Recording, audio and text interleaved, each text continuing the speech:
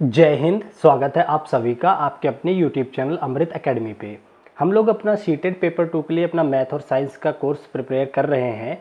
ठीक है, आज उसी सीरीज़ में अपना जो फिजिक्स का चैप्टर है उसमें हम लोग मिरर यानी कि दर्पण चैप्टर को स्टार्ट करेंगे, जो कि बहुत ही ज़्यादा इंपॉर्टेंट होने वाला है। और जो लोग चैनल पे नए हैं उनके लिए मैं बता देना चाहता हूँ, आपके इस चैनल अमृत एकेडमी ऑफिशियल यूट्यूब चैनल पे हम लोग हर तरीके के टीचिंग एग्जाम्स की प्रिपरेशन करते हैं। और अगर अभी तक आप लोगों ने चैनल को सब्सक्राइब नहीं किया है तो प्लीज़ चैनल को सब्सक्राइब जरूर करें। ठीक है, तो चलिए बिना टाइम वेस्ट किए आज की क्लास को हम लोग एक एक करके स्टार्ट करते हैं। और आज की क्लास बहुत ही ज़्यादा इंपॉर्टेंट है। यहाँ से आपको 101% में बोल रहा हूँ 2 क्वेश्चन देखने को मिलते हैं। यहाँ से थ्योरी बेस्ड क्वेश्चन भी आते हैं और न्यूमेरिकल भी आते हैं। पहले हम लोग कॉन्सेप्ट वाली चीज़ को सीखेंगे, उसके बाद हम लोग सीखेंगे कि कैसे कैसे क्वेश्चंस अभी तक आए हुए प्रीवियस ईयर क्वेश्चंस भी डिस्कस करेंगे। ठीक है, तो चलिए सबसे पहले हम लोग देख लेते हैं दर्पण क्या होता है। आप लोगों को पता होगा, एक ऐसा पदार्थ होता है जिसका एक साइड तो पेंट होता है और एक रिफ्लेक्टिंग होता है, परावर्तित होता है, जो प्रकाश को परावर्तित करता है। ठीक है, सीधा से बात करते हैं इस पे क्वेश्चन कैसे बनते हैं। जो हमें दर्पण पढ़ना है यानी कि मिरर पढ़ना है, वो हमें पढ़ना है 2 तरीके के मिरर। एक हम लोग पढ़ते हैं प्लेन मिरर, समतल दर्पण। एक हम लोग पढ़ते हैं स्फेरिकल मिरर, जिसको कि गोलाकार या गोलीय दर्पण बोलते हैं। ठीक है ना। अब इसमें कुछ इंपॉर्टेंट चीज़ें होती है, उनके बारे में हम डिस्कशन कर लेते हैं। जहाँ से क्वेश्चन आते हैं हम लोग टू द पॉइंट उन्हीं चीज़ों पे ज़्यादा फोकस करेंगे। ठीक है ना। चलो आते हैं हम अपने टॉपिक पे। देखिए सबसे पहले हम बात कर लेते हैं आपके सामने प्लेन मिरर की। ठीक है ना। प्लेन मिरर एक देखिए इस तरह से एक स्ट्रेट मिरर होता है। इसके एक साइड कलई की होती है, ठीक है ना, पेंट किया होता है, और एक साइड जो होता है उसका रिफ्लेक्टिंग साइड होता है। ठीक है, अब क्या होता है, इसमें भी एक ये प्रिंसिपल एक्सिस होता है, जहाँ पे ये कट करता है ये भी पोल बोला जाता है। इसके कुछ सिंपल से रूल्स है, वो मैं बता देता हूँ, जहाँ से क्वेश्चंस भी देखने को मिलते हैं। ठीक है ना। प्लेन मिरर क्या कहता है, अगर आप कोई भी ऑब्जेक्ट यहाँ पे रखते हो, ठीक है ना, कोई भी अगर आप ऑब्जेक्ट रखते हो तो इसकी जो इमेज बनेगी मिरर के पीछे बनेगी। ठीक है ना, यहाँ पे आकर के बनेगी, मिरर के पीछे बनेगी इमेज इसकी। ठीक है, और क्या कैरेक्टरिस्टिक होती है, बातें याद रखना। पहली चीज कि इमेज देखिए कैसे कैसे, अभी मैं आपको इमेज भी दिखाऊंगा, रुकिए मैं आप लोगों को दिखाता हूँ कैसे समझाने वाला हूँ। मैंने बहुत अच्छा सा डायग्राम भी ले रखा है, इस सारी चीज़ों को दिखाऊंगा, पहले मैं करके दिखा देता हूँ आपको। ठीक है ना, चलो आ जाते हैं। अब देखिए यहाँ से क्वेश्चन बने हुए हैं, इसलिए इस पर मैं ज़्यादा फोकस कर रहा हूँ कि यहाँ से देखिए ये जो इमेज बनेगी क्या क्या इसकी क्वालिटी होती है। पहली तो क्या होती है, जितनी डिस्टेंस पे, मान लो इनके ऑब्जेक्ट और मिरर के बीच की दूरी अगर x सेंटीमीटर या मीटर है, तो इमेज, ये इमेज है, ये इमेज है, ये ऑब्जेक्ट है आपका। ठीक है ना, ऑब्जेक्ट है, उतनी ही डिस्टेंस पे क्या बनता है, इमेज बनती है आपकी, ऑब्जेक्ट इमेज बनती है। ठीक है ना, जितनी डिस्टेंस ये है x पे है तो ये भी x सेंटीमीटर पे बनेगी। तो पहली बात क्लियर हो गई कि इमेज कितने डिस्टेंस पे बनती है, सेम डिस्टेंस पे बनती है।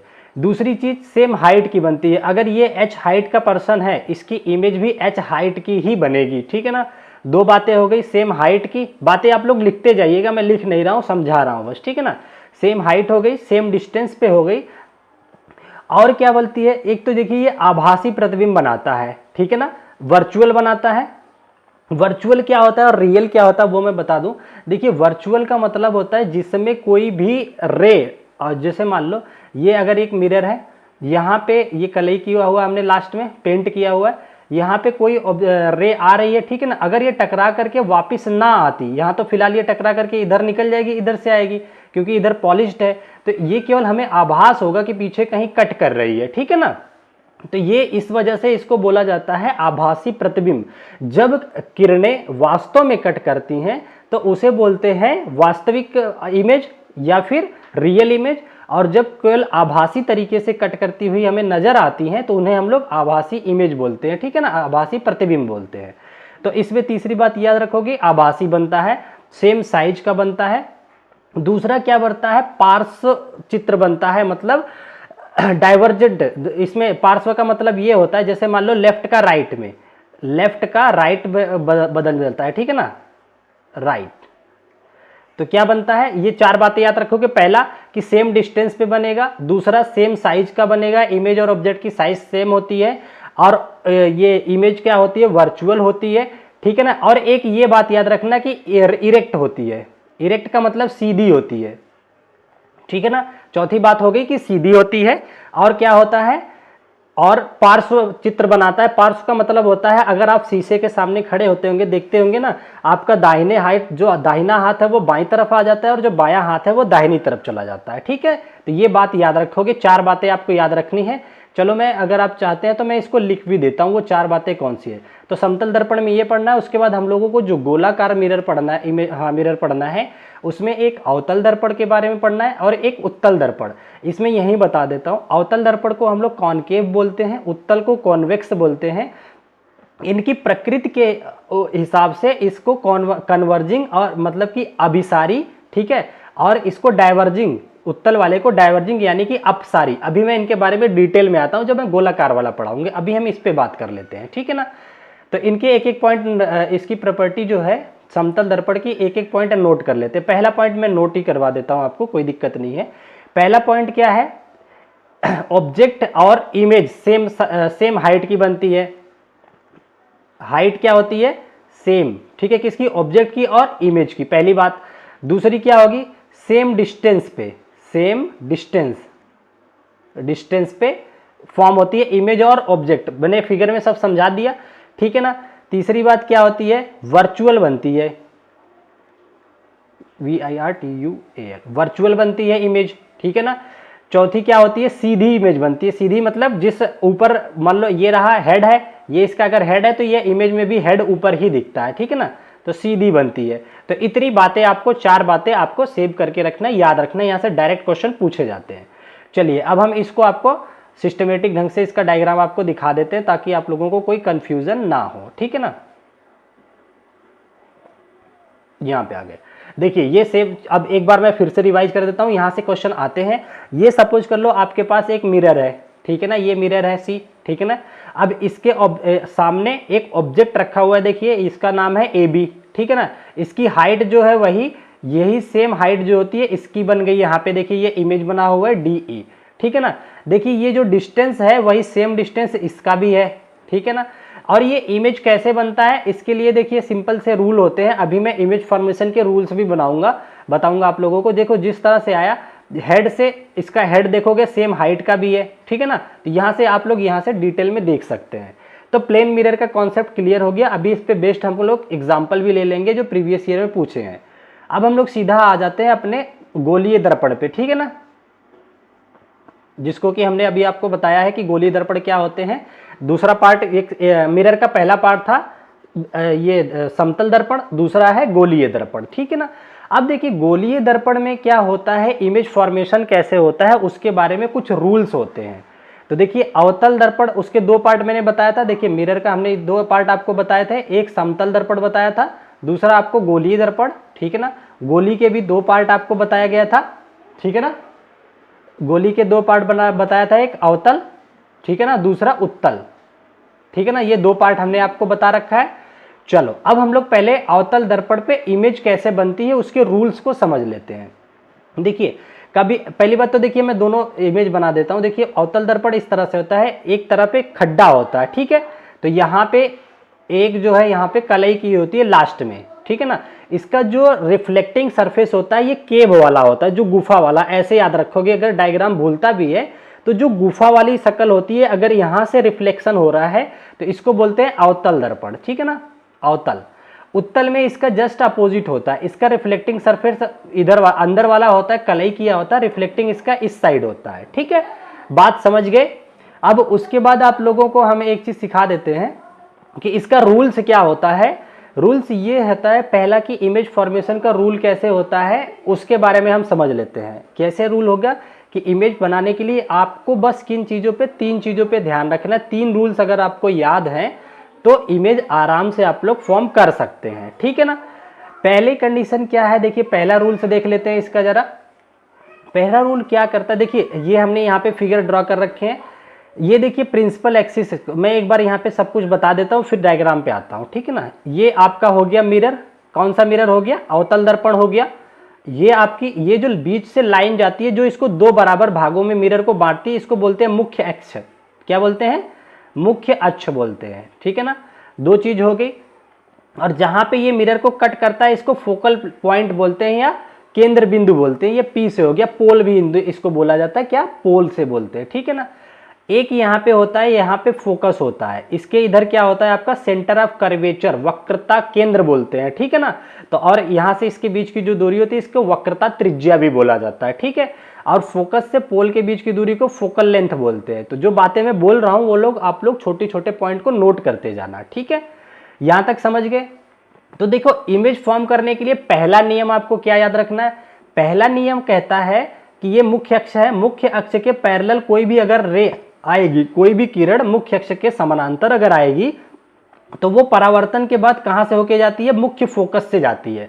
तो ये पहला नियम याद रखना। अगर आपको नियम याद है तो इमेज बनाना बहुत आसान हो जाता है, ठीक है ना। पहला नियम क्या है, एक बार मेरे साथ बताओ। मुख्य अक्ष के समानांतर आपतित किरण अगर है तो वो कहां से होकर के जाती है, मुख्य फोकस से होकर के निकलती है। पहला रूल क्लियर हो गया, ठीक है। दूसरा नियम जस्ट इसका उल्टा होता है। दूसरा नियम कहता है कि अगर कोई किरण मुख्य फोकस से होकर के आ रही है तो परावर्तन के बाद समानांतर चली जाएगी किसके, मुख्य अक्ष के। बात समझ में आई।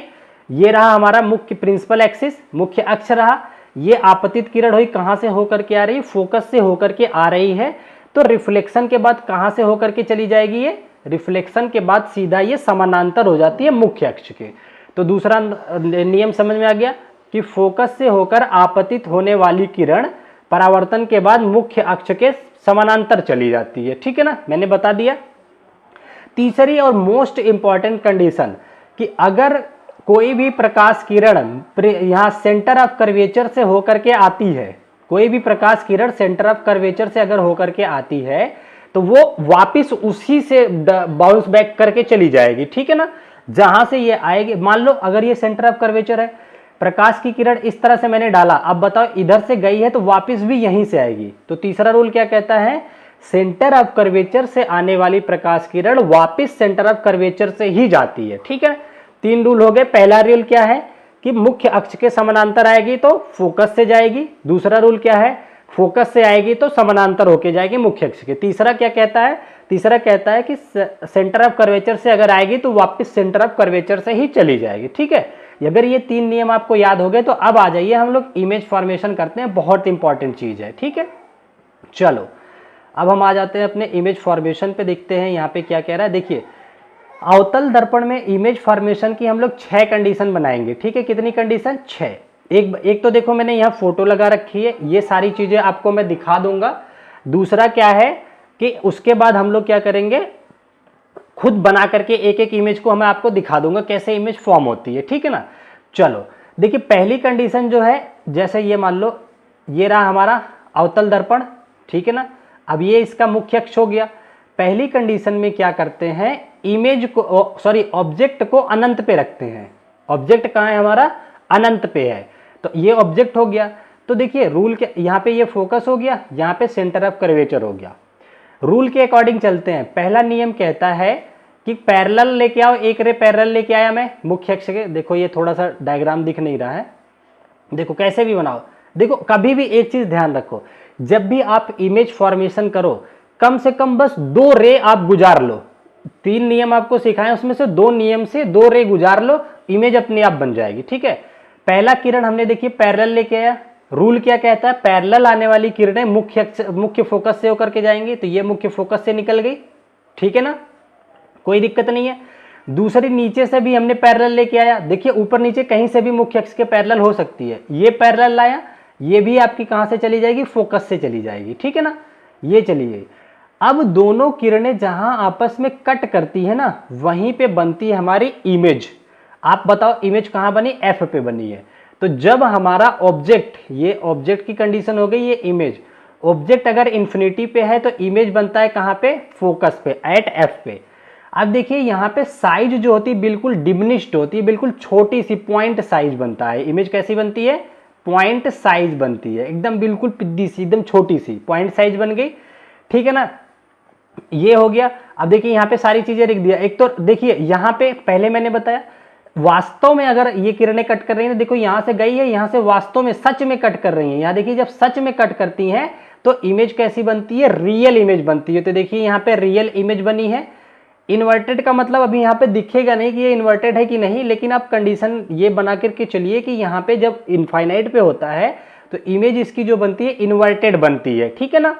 तो कैसी बनती है, इन्वर्टेड का मतलब सीधा बनती है। और ठीक है ना, हाईली डिमिनिश्ड का क्या मतलब होता है जानते हैं, हाईली डिमिनिश्ड का मतलब होता है बहुत छोटा सा। तो पहले जब कंडीशन याद होगी, ऑब्जेक्ट जब हमारा अनंत पे होगा तो इमेज कहाँ बनेगी, मुख्य फोकस पे बनेगी, रियल बनेगी, सीधी बनेगी, बिल्कुल छोटी सी पॉइंट साइज बनेगी, और कहाँ पे बनेगी, फोकस पे बनेगी, ठीक है ना। पहली कंडीशन हमने आपको सिखा दिया। दूसरी क्या है, अब देखिए धीरे धीरे ऑब्जेक्ट को हम ना क्या करेंगे, ऑब्जेक्ट को थोड़ा पास ले आते जाएंगे। इस तरह से ऑब्जेक्ट पास लाते जाएंगे तो इमेज हमारी इधर की तरफ बढ़ती जाएगी। ऑब्जेक्ट अगर हम मिरर के पास लाएंगे तो इमेज हमारी कहां जाएगी, मिरर से दूर चलती जाएगी, ठीक है। अभी देखना कैसे बनाता हूं, और साइज बढ़ती चली जाएगी, ये भी बात ध्यान रखना, ठीक है ना। चलो मैं थोड़ा सा ऊपर करता हूं, एक सेकेंड। हाँ, ये हम लोग आ गए। अब देखिए दूसरी कंडीशन में हमें क्या करना है, ये रहा हमारा मिरर, ठीक है ना।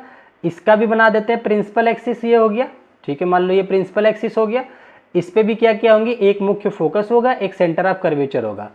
दूसरी कंडीशन में मैंने क्या किया, ऑब्जेक्ट को बिहाइंड सी रख दिया, सेंटर ऑफ कर्वेचर, जिसको कि मुख्य वक्रता केंद्र बोलते हैं, वक्रता केंद्र इसके थोड़ा पीछे रख दिया। वही रूल, एक ऑब्जेक्ट इसके सर से, एक रे जो है इसके सर से गुजारो, पैरेलल गई, मुख्य अक्ष के पैरेलल गई, तो वापस कहां से टकरा के जाएगी, फोकस से चली जाएगी, ठीक है। ये हमने गुजार दिया। दूसरी क्या करो, कहीं से भी एक दो रोज रे चाहिए होती है कम से कम। दूसरी जो है, अगर हमने मान लो यहां से गुजार दिया फोकस से, ये लेके जाओ, फोकस से गुजार दिया तो ये वापस जाएगी, तो कहां से जाएगी, इस तरह से पैरेलल होके जाएगी। अब देखिए जब पैरेलल गई तो ये यहां पे कट की है ना, ये देखिए कट की है, तो यहां पे आपका ऑब्जेक्ट बन जाएगा, ठीक है ना, इमेज बन जाएगी, सॉरी, यहां जहां कट की है वहीं इमेज बन गई, ये इमेज बन गई। अब देखो इमेज का नेचर देखो, पहली चीज साफ साफ दिख रही है, कहां बनी है, सी और एफ के बीच में, ठीक है ना। जब हमने ऑब्जेक्ट को बिहाइंड सी रखा, इमेज कहां बना है, साफ साफ दिख रहा है, सी और एफ, फोकस और वक्रता केंद्र के बीच में बना है, ठीक है, कोई दिक्कत नहीं है। अच्छा, और देखो साफ साफ ये दिख रहा है कि इन्वर्टेड बनी है, ठीक है ना। इन्वर्टेड का मतलब उल्टा होता है। आई थिंक मैंने पिछले वाले फोकस में इन्वर्टेड की मीनिंग आपको सीधा बता दिया क्या, तो प्लीज सॉरी उसके लिए। वो इन्वर्टेड का मतलब हो गया कि रिवर्स बन रही है, ठीक है ना, ये उल्टी इमेज बन रही है, ठीक है ना, ये बात समझ गए। और देखिए अभी जो होगी इन्वर्टेड एंड इक्वल, ये तो सी वाली कंडीशन, यहाँ इन्वर्टेड एंड डिमिनिश्ड अभी भी बनेगी। अभी क्या होगी, इसका जो इमेज की साइज होगी ऑब्जेक्ट के साइज से थोड़ा छोटी बनेगी, ठीक है ना। तीन कंडीशन बराबर जब बनती है तो फिर उसके बाद और बड़ी होती जाती है। यहां पहले देखिए बिल्कुल पॉइंट साइज की इमेज बनी थी, अब उससे थोड़ी सी बड़ी बनेगी, लेकिन ऑब्जेक्ट से छोटी बनेगी, वस्तु से छोटा प्रतिबिंब बनेगा, ठीक है। कहां बनेगा, सी और एफ के बीच में। ये बात क्लियर हो गई। यहाँ पे देखो सारी चीजें लिखी, और रियल तो बनेगी ही। देखिए अवतल दर्पण में 5 कंडीशनों में रियल इमेज बनती है, वास्तविक इमेज बनती है, ठीक है ना। तो यहाँ पे रियल बनेगी, इन्वर्टेड एंड डिमिनिश्ड, ठीक है। ये बात समझ में आ गई, कहां बनेगी, सेंटर ऑफ कर्वेचर और फोकस के बीच में बनेगी। तो 2 पॉइंट याद हो गया। अब हम तीसरे कंडीशन पे आते हैं। अब हम अपने ऑब्जेक्ट को क्या करेंगे ना, और पास ले आएंगे मिरर को, अब सीधा सी पे लाके रख देंगे, ठीक है ना। तो चलो मैं थोड़ा सा और आप लोगों को बनवा देता हूं। देखो मैं सारे डायग्राम पहले बनवा देता हूं यहां जगह लेकर के अच्छे से, ताकि अब तीसरी कंडीशन पे हमारी है ना। चलो एक एक करके समझ लो इसको। ये रहा आपका मिरर, ये रहा इसका मुख्य अक्ष, ठीक है ना। अब यहां पे आ गया फोकस, यहां पे आ गया सेंटर ऑफ कर्वेचर, ठीक है ना। ये तो बहुत बड़ा बना दिया, ये रहा सेंटर ऑफ कर्वेचर आपका, ठीक है। इस बार तीसरी कंडीशन में ऑब्जेक्ट को हमने यहां लाके खड़ा कर दिया एट सी पे। ऑब्जेक्ट कहां है हमारा, बिल्कुल सेंटर ऑफ कर्वेचर पे है। जब ये बिल्कुल सेंटर ऑफ कर्वेचर पे होता है ना, तो देखिए रूल क्या कहता है, एक जो है पैरेलल लेके जाओ। जब पैरेलल लेके जाओगे तो कहां से निकलेगी, ये फोकस से जाएगी, पहला नियम। दूसरा नियम मैं लगाता हूं कि फोकस से लेके जाऊंगा, फोकस से जाएगी तो परावर्तन के बाद कहां से होके जाएगी, ये मुख्य अक्ष से के पैरेलल। तो देखिए ये दोनों कट कहां कर रही है, ये बिल्कुल यहां पे कट कर रही है, ठीक है। ये देखिए रेड पेन से जहां कर रहा हूं यहां पे ये कट कर रही है, और तो इमेज बिल्कुल यही बन जाएगी, एकदम जस्ट नीचे उसके। कहां बनेगी इमेज, एट सी। जब ऑब्जेक्ट हमारा सी पे है तो इमेज भी कहां होगी, एट सी पे बनेगी। दूसरी बात क्या, सेम साइज की, सेम साइज। सेम साइज कहने का मतलब है जितना बड़ा ऑब्जेक्ट उतनी बड़ी इमेज। दूसरी बात हो गई।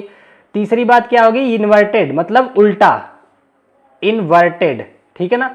आई थिंक मैंने वहां पे एक बार फिर सॉरी बोलता हूं, पहले वाले में आप जाइएगा, वहां पे देखिएगा, वहां पे हमने ना शायद इन्वर्टेड का मीनिंग आपको सीधा बता दिया, जबकि वो उल्टा होगा। और रही बात, वो पॉइंट साइज इमेज होता है, इसलिए वहां पे पता नहीं चलता है, तो इसलिए उसको मैंने ये शायद बोल दिया, तो उसको करेक्ट कर लीजिएगा। इन्वर्टेड हो गया आपका, सेम साइज हो गया, एट सी हो गया। तो इतनी बात याद रखोगे, जब सी पे होगा सॉरी, तो सी पे ही इमेज भी बनेगी। तीसरी कंडीशन हो गई। चौथी कंडीशन, ऑब्जेक्ट को मैं थोड़ा और अंदर की साइड ले आता हूं, यहां पे ले आऊंगा, तो इसके लिए बनाता हूं मैं डायग्राम। देखिए सॉरी, ये मुख्य अक्ष बन गया आपका, ये रहा आपका फोकस, ठीक है ना, ये रहा centre of curvature. Okay sorry, इस बार हमने ऑब्जेक्ट को अपने कहां पे रख दिया, यहां पे रख दिया। ये मान लो ऑब्जेक्ट है आपका, in between C and F, centre of curvature और फोकस के बीच में रख दिया। चलो बनाते हैं इसका इमेज। पहले लाइन क्या करेंगे, पैरेलल ले गए, जब पैरेलल गए तो वो मुख्य फोकस से आई। अब देखिए दूसरी लाइन कहां से ले जाएंगे हम लोग, मुख्य फोकस से ले चलते हैं, मुख्य फोकस से ले जाएंगे, ठीक है ना। तो ये जो है पैरेलल नहीं जाएगी। ये देखिए डायग्राम थोड़ा सा हम रफली बना रहे हैं इसलिए जो है, अदरवाइज ये कट करेगा सी के बाद, ठीक है ना। तो ये जब पैरेलल जाएगा तो ये यहाँ आके कहीं कट करेगा। तो डायग्राम थोड़ा सही बना लेना, मैं यहाँ बना देता हूँ, क्योंकि ये पेन थोड़ा सा ना इस पे डिजिटली इस पे चल नहीं पाता। देखिए मैं यहाँ दिखा देता हूँ, ये रहा सी वाली कंडीशन। यहाँ पे देखिए ये कंडीशन है, सी यहाँ पे है, एफ यहाँ पे है। सी और एफ के बीच में ये ऑब्जेक्ट रखा है, तो इमेज जो है देखिए सी के पीछे बनी है, और कैसी बनी है, थोड़ी सी बड़ी बनी है। ऑब्जेक्ट छोटा रह गया, इमेज बड़ी बन गई। और क्या है, रियल तो बनी ही, देखिए पांचों कंडीशन में रियल बनेगी। इन्वर्टेड का मतलब उल्टी बनेगी, एंड क्या है, मैग्नीफाइड का मतलब होता है वस्तु से बड़ी बनेगी। तीनों कंडीशन याद हो गई। अब देखो इमेज बढ़ती चली जा रही है ना, बिल्कुल सही बात। अब आ जाते हैं हम अगली कंडीशन पे, जो इसकी पांचवी कंडीशन है, उस पे अब हम लोग ऑब्जेक्ट को उठा करके सीधा फोकस पे ही रख दिए हैं। ये देखिए जब फोकस पे रख दिए तो देखिए रूल पहला लगाते हैं, पैरेलल लेके गए तो फोकस से ही निकलेगी, तो ये चली गई, ठीक है। दूसरा रूल, या तो फोकस से ले जाए लेकिन ऑब्जेक्ट ही यहीं रखा है। तो तीसरा जो नियम मैंने बताया था कि सेंटर ऑफ कर्वेचर से अगर जाएगी तो वापस टकरा के सेंटर ऑफ कर्वेचर पे ही आ जाएगी, यहां गई वापस यहीं आ गई। अब देखिए ये दोनों लाइन जो है एकदम पैरेलल जाएंगी, सीधी सीधी, एक दूसरे को कहीं कट नहीं करेंगी। जब कहीं नहीं कट करेंगे तो हम ये मान लेंगे कि हमारा प्रतिबिंब कहां बना है, अनंत पे जाकर के बना है, ठीक है ना। तो पहली बात तो रियल बना है। दूसरा यही मानेंगे कि हमें दिख नहीं रहा है अनंत पे कैसा बना, लेकिन सारे नियमों के हिसाब से ये माने हैं कि ये भी इन्वर्टेड बनी है, मतलब कि उल्टा बना है और बहुत बड़ी इमेज बनी होगी। उल्टा सोचिए, जब वस्तु अनंत पे थी तो बहुत छोटी इमेज प्राप्त हुई थी, जब वस्तु फोकस पे आ गई तो इमेज अनंत पे बनेगी और बहुत बड़ी बनेगी। ये बात याद रखना, ठीक है ना। तो 5 कंडीशन आपको समझ में आ गया। चलो छठवीं कंडीशन जो कि मोस्ट इंपॉर्टेंट है, यहां पे पूछता है ये, क्योंकि सबका अपोजिट हो जाता है। इस कंडीशन में हमने ऑब्जेक्ट को फोकस और पोल के बीच में उठा के कर दिया। यहां पे देखिए फोकस था, ये सेंटर ऑफ कर्वेचर, वस्तु को हमने यहां पे रख दिया। जब आप फोकस और पोल के बीच में वस्तु रख देते हैं तो नियम लगाइए, पहले पैरेलल लेके गए, पैरेलल लेके गए फोकस से गुजार दिया, और उसके बाद देखिए यहां पे सेंटर ऑफ कर्वेचर से वापस सेंटर ऑफ कर्वेचर पे ही चला गया, ठीक है ना। अब ये देखिए इनके बीच में दूरियां बढ़ती जाएगी, यूं करके जाएगी, जूं, ठीक है ना, बीच में दूरियां बढ़ती जाएगी। तो ये आगे तो जिंदगी में कहीं नहीं कटेंगी, क्योंकि इनके बीच की दूरियां बढ़ती चली जा रही हैं, ठीक है। तो इनको वर्चुअल तरीके से, आभासी तरीके से मान लेंगे कि पीछे बढ़ा करके, इसको मैं बढ़ाते बढ़ाते यहां ले गया, इसको बढ़ाते बढ़ाते यहां ले गया, तो हमने मान लिया कि पीछे कहीं कट की हैं, तो पीछे मान लिया यहां पे कट की हैं। अब मुझे बताओ वास्तव में कट की हैं कि हमने माना है। तो आप कहोगे कि सर माना है कि कट कर रही है पीछे, और जब माने हैं तो वो वास्तविक इमेज नहीं बनेगी, आभासी इमेज बनेगी, ठीक है ना। तो इमेज कैसी बनेगी, आभासी। तो यही लास्ट कंडीशन होती है अवतल दर्पण की, कि जब इमेज कैसी बनती है, आभासी बनती है। और यहां पे देखिए इरेक्ट इमेज बनती है, ठीक है ना। यहाँ पे देखिए इरेक्ट बिल्कुल बनेगी, इरेक्ट का मतलब सीधा इमेज बनेगी, कैसी, सीधी इमेज बनेगी। दूसरी क्या है, मैग्नीफाइड मतलब वस्तु से बड़ी बनेगी, ये बात याद रखना, सीधी बनेगी, वस्तु से बड़ी बनेगी, मिरर के पीछे बनेगी और आभासी बनेगी, ठीक है ना। And formed on the opposite side the mirror, देखो यहाँ पे लिखा हुआ ना, मिरर के पीछे बनेगी, साइज में बड़ी बनेगी, आभासी बनेगी, ठीक है, सीधी बनेगी। ये कंडीशन 6 के 6 कंफर्म हो गई। तो ये जो छठवीं कंडीशन है ये मोस्ट इंपॉर्टेंट है, क्वेश्चन यहीं से पूछे गए हैं, तो ये आप याद रखोगे। क्या याद रखोगे कि अगर आपसे पूछता है क्वेश्चन कि अवतल दर्पण की वह कौन सी स्थिति होती है वस्तु की कि जब हमें इमेज जो है आभासी प्राप्त होता है, तो आप कहोगे मुख्य फोकस और मुख्य पोल के बीच में अगर ऑब्जेक्ट रखा जाए, उस कंडीशन में हमारी जो इमेज यानी कि प्रतिबिंब प्राप्त होता है, आभासी प्राप्त होता है और सीधा प्राप्त होता है, वस्तु से बड़ा प्राप्त होता है, ठीक है ना। तो इरेक्ट का मतलब समझ गए। अच्छा, अब देखिए पहली कंडीशन में शायद मैंने यहां पे बोल दिया था इन्वर्टेड समझ करके, ये इरेक्ट इन्वर्टेड है, इसका मतलब वस्तु का इमेज जो है उल्टा बनेगा। वैसे बिल्कुल पॉइंट साइज का इमेज बनता है, पता नहीं चलता, लेकिन अकॉर्डिंग टू रूल ये आपको याद रखना है कि इन्वर्टेड रहेगा, ठीक है। 6 के 6 कंडीशन से आप लोग बिल्कुल अच्छे तरीके से चीजों को समझ गए हैं। अब हम चलते हैं, इसका जो दूसरा टाइप है कॉन्वेक्स मिरर, ठीक है ना। कॉनकेव आप समझ गए, बिल्कुल कोई दिक्कत नहीं है, कन्वेक्स पे आ जाइए। देखिए कॉन्वेक्स जो है इसकी केवल और केवल 2 कंडीशंस हमें बनती हैं, इसकी जो है 6 कंडीशंस नहीं बनती। 6 कंडीशन किस में बनती है, अवतल दर्पण में। ये उत्तल दर्पण है, कौन सा है, उत्तल। उत्तल कैसे होता है, इस तरह से जो खड्डे वाला जगह होता है इस पे पॉलिश किया होता है, ठीक है ना। परावर्तित क्या होती है, इधर से होता है, रूल वही लगेगा।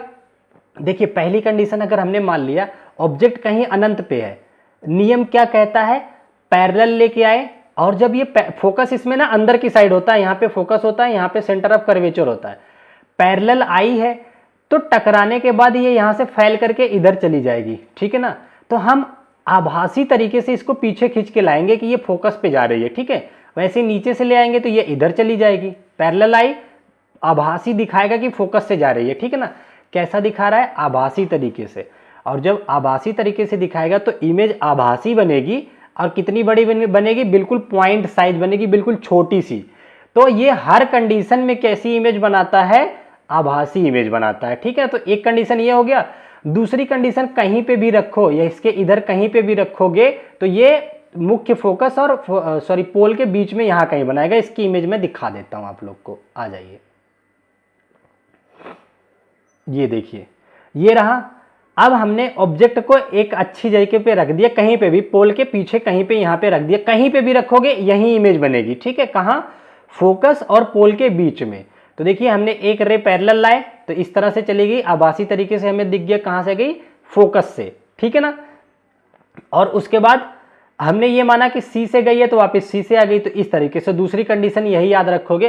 पहले देखिए उत्तल लेंस के उत्तल दर्पण के लिए, कॉन्वेक्स मिरर के लिए इमेज कहीं ऑब्जेक्ट पहली जब इनफाइनाइट पे होगा तो फोकस पे बनेगा, दूसरा उसके बाद कहीं पे भी ऑब्जेक्ट रखो हमेशा मुख्य पोल और ये फोकस के बीच में बनेगा। ये 2 कंडीशन बस आपको याद रखनी है इसकी, ठीक है। अच्छा, उत्तल लेंस को, उत्तल दर्पण को ही, लेंस इसके बाद हम पढ़ाएंगे। उत्तल दर्पण, इसको डाइवर्जेंटिंग भी बोलते हैं, ठीक है। डाइवर्जिंग नेचर का होता है, मतलब अपसारी प्रवृत्ति का होता है। कैसे, जैसे ये देखिए ना, ये मिरर है, यहाँ पेंट कर दिए, ये क्या करता है ना, पैरेलल आया, फैला दिया लाइट को, फिर पैरेलल आए और फैला दिया, तो ये फैलाने का काम कर रहा है। लाइट रे को इस तरह से अगर ये फैलाएगा तो इसको अप कर रहा है ना, फैला रहा है पूरी तरह से, अपसारी। अवतल दर्पण क्या होता है, अभिसारी होता है। यहां तक समझ गए, ठीक है। अब आ जाते हैं हम अपने अगले टॉपिक पे। अब देखिए एक इनके इस्तेमाल से क्वेश्चन पूछा जाता है कि use of convex mirror. Question आपसे पूछ लेगा कि जो डॉक्टर होता है वो किस तरह का दर्पण इस्तेमाल करता है, तो इसलिए मैंने फोटोग्राफ से दिखाया कि चीजें आपको याद रहे। तो कॉनकेव मिरर का इस्तेमाल कहाँ कहाँ होता है, सेविंग में पूछेगा कौन सा मिरर यूज करते हैं हम लोग, तो कॉनकेव। मेकअप के लिए कौन सा ये मिरर यूज होता है, कॉनकेव। डेंटिस्ट कौन सा मिरर इस्तेमाल करता है, कॉनकेव मिरर। टार्च में कॉनकेव मिरर लगे होते हैं, ठीक है ना। ये बात आप लोग याद रखोगे। यहां से फिगर मैंने दे दिया ताकि आपको चीजें ज्यादा दिन तक याद रहे। और ये क्या है, सोलर फर्नेस में भी इसको यूज किया जाता है, तो ये ज़्यादा नहीं पूछा जाता है, सबसे ज़्यादा क्वेश्चन डेंटिस्ट वाले से पूछा जाता है, ये बात याद रखोगे। चलो आगे बढ़ जाते हैं हम लोग, थोड़ा सा उत्तल दर्पण का इस्तेमाल देख लेते हैं। अब देखिए ऐसे याद रखो, उत्तल दर्पण जो होता है वह बड़ी बड़ी वस्तुओं को छोटा करके दिखाता है। जैसे मान लो आप लोगों ने घर में चम्मच देखा होगा, स्पून इस तरह से होता है ना, एक तरफ उभरा हुआ, इसके सामने अगर आप बड़े से तो हैं, आप खड़े हो जाते हैं ना, इतने से छोटे से दिखते हैं आप। ये क्या काम करता है, इमेज को छोटा करके पूरी तरीके से दिखाता है। तो ये कौन सा तरीके का उत्तल लेंस होता है, कौन सा लेंस होता है, उत्तल लेंस, ठीक है ना। तो इसका इस्तेमाल कहाँ होता है, एक तो देखिए गाड़ियों का जो साइड मिरर व्यू होता है उसमें होता है। रास्ता दिखाने के लिए आप लोग कई बार देखे होंगे कि जहाँ पे गली जैसा होता है वहाँ पे बड़ा सा गोला सा एक लगा रहता है, मेट्रो वगैरह में आप लोग गए होंगे तो जहाँ कॉर्नर होता है वहाँ पे इस तरह का उत्तल दर्पण लगाया जाता है ताकि पीछे का पूरा व्यूज दिखे, ठीक है ना, इसलिए जो है ये यूज किया जाता है। तो आई थिंक ये समझ गए होंगे, ये क्वेश्चन बार बार पूछा जाता है गाड़ियों के साइड रेयर व्यू मिरर में, सॉरी किस टाइप का होता है, तो आप लोग क्या बोलोगे, उत्तल टाइप का, ठीक है ना। चलो अच्छा, अगर मुझे बताओ क्वेश्चन पूछता है, ये देखिए बड़ी बिल्डिंग है, इसको हमें छोटा सा इमेज देखना है, पूरी तरीके से इमेज देखना है, तो कैसा लेंस इस्तेमाल, सॉरी मिरर इस्तेमाल करेंगे, आप कहोगे कि सर उत्तल मिरर, ठीक है ना। सॉरी बार बार फ्लो में लेंस शायद मैं बोल दे रहा हूँ, क्या उस चीज का इग्नोर मारिएगा, जो पढ़ा रहे हैं उस पर ध्यान दीजिएगा, ठीक है। चलो यहां तक चीजें अपनी हो गई। अब हम लोग प्रीवियस ईयर कुछ क्वेश्चंस कर लेते हैं। देखिए पहला क्वेश्चन जो आपकी स्क्रीन पे है, ये अभी जो 7 जुलाई को पेपर अपना हुआ है, जुलाई में 7 जुलाई को अभी रिसेंटली जो एग्जाम हुआ है उसका क्वेश्चन है, ठीक है ना। तो इस पहले उसी को करवाता हूं, बाकी उसके बाद करते हैं। देखिए इंग्लिश वाले पढ़ लीजिए, इसके बाद हिंदी वालों को मैं दिखा देता हूं। क्वेश्चन ये रहा, देखिए यहाँ पे कई सारे क्वेश्चंस को एक साथ मर्ज किया हुआ है। कह रहा है निम्नलिखित सारणी में दी गई सूचना के आधार पर दर्पणों की पहचान कीजिए। हमें मिरर को पहचानना है, ये आपको कंडीशन दे रखा है, ठीक है। ए क्या है, यहाँ पे दर्पण का नाम है, यहाँ प्रतिबिंब की प्रकृति के हिसाब से, प्रतिबिंब के आकार के हिसाब से हमें बताना है कि वो कौन सा मिरर हो सकता है, ठीक है ना। तो देखिए क्या कह रहा है, आभासी और ऊर्ध्वाधर शीर्ष, मतलब आभासी, पहला तो आभासी इमेज बना रहा है और सीधा इमेज बना रहा है, ठीक है ना। दूसरा बी वाला जो मिरर है वो कह रहा है वास्तविक इमेज बना रहा है, ठीक है, और प्रतिलोमित बना रहा है, ठीक है ना। मैंने कुछ आप लोगों को मिसिंग कर दिया है शायद,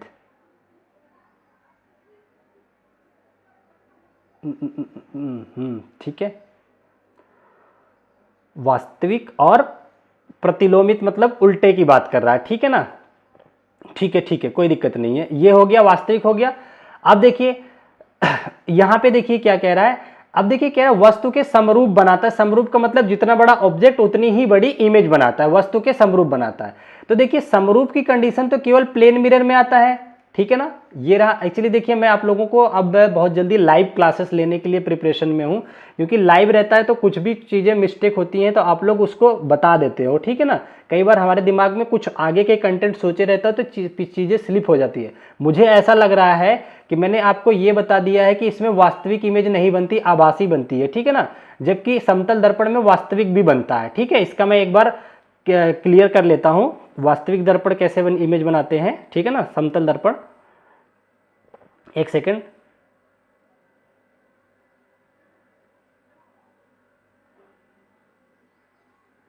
रुक जाइए, ठीक है। एक तो हाँ सही बताया था आपको, आभासी बनाते हैं, ठीक है। अच्छा यहां तक चीजें समझ गए आप लोग। तो देखिए एक कह रहा है वस्तु के समरूप बनाता है, ठीक है, वस्तु के समरूप बना दिया हमने। पहला क्वेश्चन का आंसर यही देखना था ना, आभासी। तो देखिए ये वाला आंसर तो हो नहीं सकता, ए जो है देखिए, अच्छा सही बताया था, कोई दिक्कत नहीं है। देखिए यहां पे हमने ये बताया था कि इसका रूल एक बार फिर से हम लोग रिवाइज कर लेते हैं समतल दर्पण का। अच्छा बताओ एक किस टाइप का दर्पण हो सकता है, कह रहा है आभासी और ऊर्ध्व शीर्ष का मतलब सीधा, और वस्तु के समरूप मतलब वस्तु के बराबर बनाता है। इसका मतलब ए जो है हमारा किस तरह का दर्पण होगा, समतल दर्पण होना चाहिए, क्योंकि देखिए समान आकार की वस्तुएं, ऑब्जेक्ट के समान इमेज जो है और आभासी केवल और केवल समतल दर्पण बनाता है, ठीक है ना, समतल, ठीक है। तो ए जो होना चाहिए वो हमारा क्या होना चाहिए, समतल। और ये कह रहे हैं वास्तविक, और समान, तो वास्तविक और समान तो कभी बन ही नहीं सकता, तो बी तो यहीं से कट गया। तो चारों ऑप्शन में ए को ऐसा ढूंढो जो कि समतल दर्पण को बता रहा हो। यहाँ पे अवमुख दे रखा है, ये ऑप्शन नहीं होगा।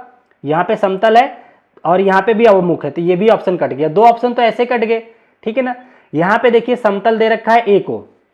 अब बी को देखते हैं, कह रहा है वास्तविक इमेज और प्रतिलोम वस्तु के समरूप। ठीक है, ठीक है। अच्छा, अवमुख के क्या मतलब है, हिंदी इंग्लिश देख लेते हैं इसका थोड़ा सा, एक सेकेंड। अच्छा, इन्वर्टेड की बात कर रहा है, उल्टी इमेज, ठीक है। बी जो है देखिए रियल बना रहा है एक तो, एंड इन्वर्टेड बना रहा है, और सेम एज ऑब्जेक्ट, ठीक है। सेम एज ऑब्जेक्ट का कॉनकेव मिरर में भी होता है, ठीक है ना। कब, जब सी पे ऑब्जेक्ट होता है, ठीक है ना। तो देखिए, और डी क्या कह रहा है, अवमुख। अवमुख का क्या मतलब हो गया, इसकी इंग्लिश देख लेता हूं मैं थोड़ा सा।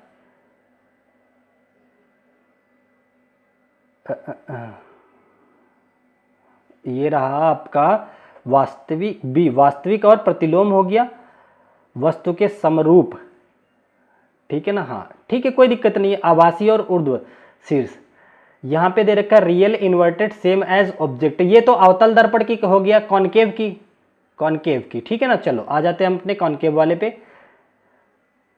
अब देखिए चौथा तो कट ही गया था, ठीक है ना। यहाँ पे एक बी जो होना चाहिए कैसा होना चाहिए, कॉनकेव होना चाहिए। यहाँ पे बी कह रहा है, सी वाले ऑप्शन में बी को कह रहा है, ये तो कट गया था। अवमुख का मतलब ये हो ही नहीं सकता, क्योंकि हमें कैसा चाहिए, अवतल चाहिए। तो यहाँ पे बी अवतल एक ही जगह है, सेकेंड ऑप्शन में, ठीक है।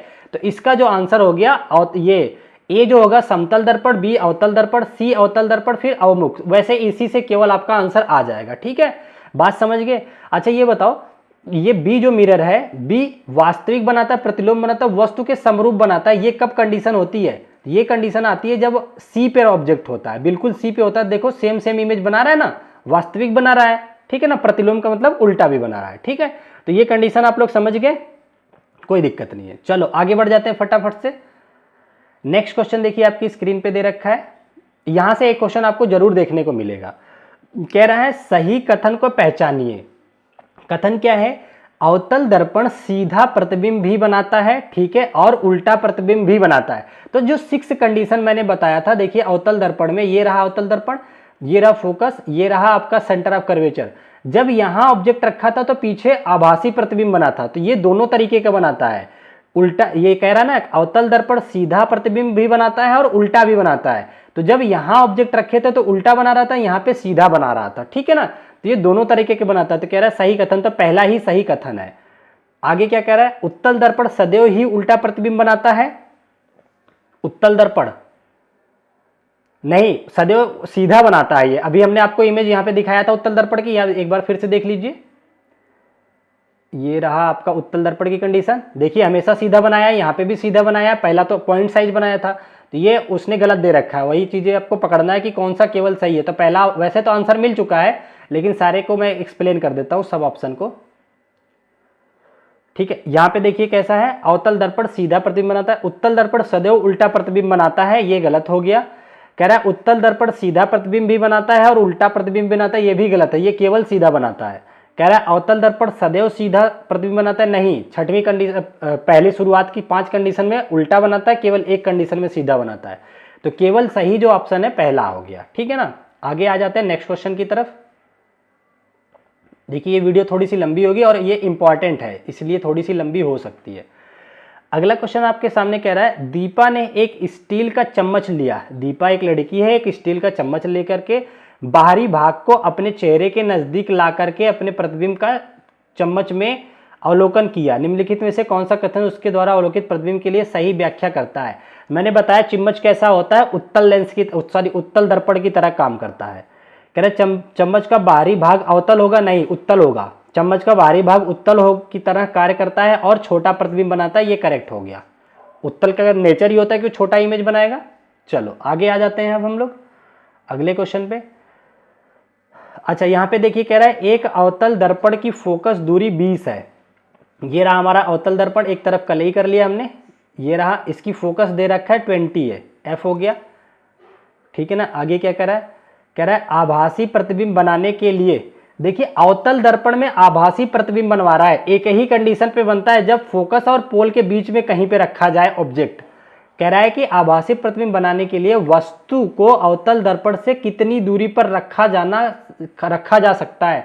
तो कितनी भी दूरी पे रखा जाएगा, ये 20 फोकस है तो फोकस के अंदर ही अंदर रखना पड़ता है कि आभासी अगर आप चाहते हो तो। छठवीं कंडीशन की बात चल रही है ये, ठीक है ना, सारा जा करके देख लीजिएगा। तो कितनी होनी चाहिए, वस्तु की दूरी कभी भी 20 से ज्यादा नहीं होनी चाहिए। जो ऑप्शन 20 से कम है वही आंसर होगा, 20 से कम पहला ही है। तो वस्तु आप 10 पे रख सकते हैं, 20 पे तो नहीं रख सकते, फोकस पे रखोगे तो अनंत पे बन जाती है, याद है ना। 40 बिल्कुल नहीं, 80 बिल्कुल नहीं, तो ये तीनों कट गए आपके, पहला ही ऑप्शन करेक्ट हो गया, ठीक है। चलो आ जाते हैं हम अपने अगले क्वेश्चन की तरफ, बहुत प्यार से समझिएगा। ये देखिए कथन और कारक जैसा दे रखा है। कह रहा है नीचे दिए गए, वैसे आपको थोड़ा शायद धुंधला दिखेगा, मैं पढ़ देता हूं। नीचे दिए गए कथन को पढ़िए और सही विकल्प का चयन कीजिए।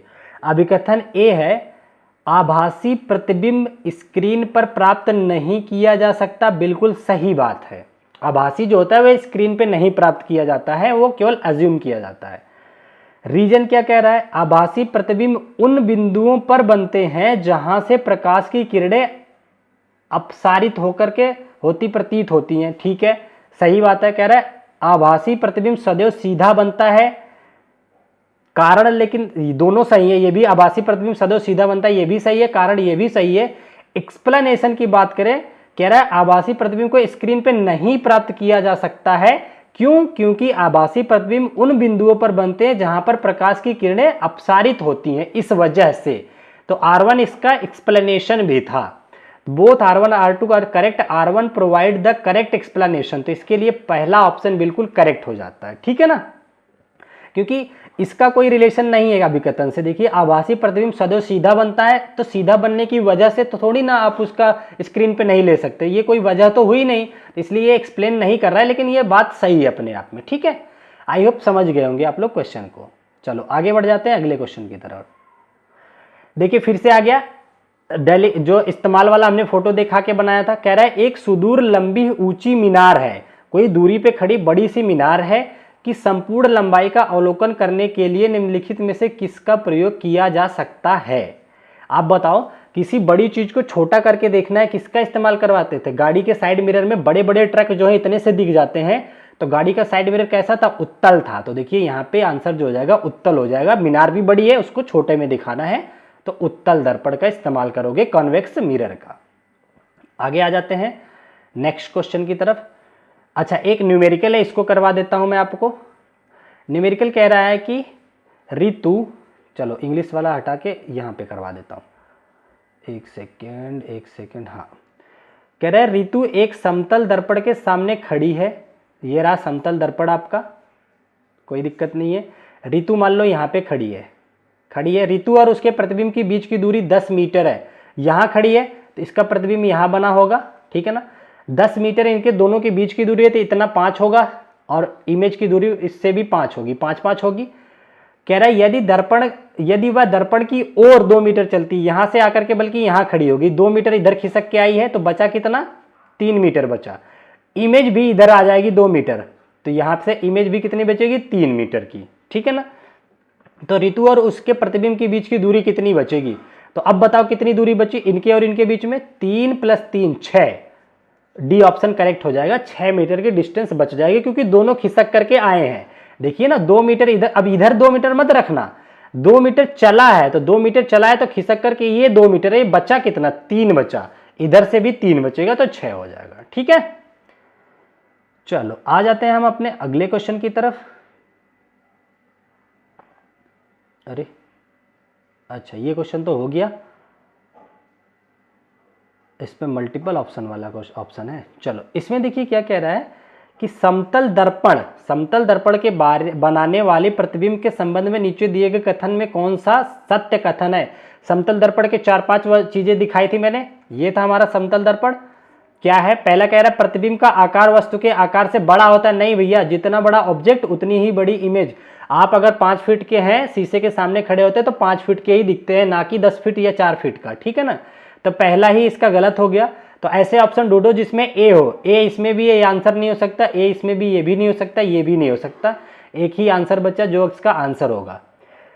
मैं बता देता हूँ, प्रतिबिंब वस्तु की दूरी से समान दूरी पे बनता है, बिल्कुल समान बनता है, अभी हमने न्यूमेरिकल सॉल्व किया, ये सही है।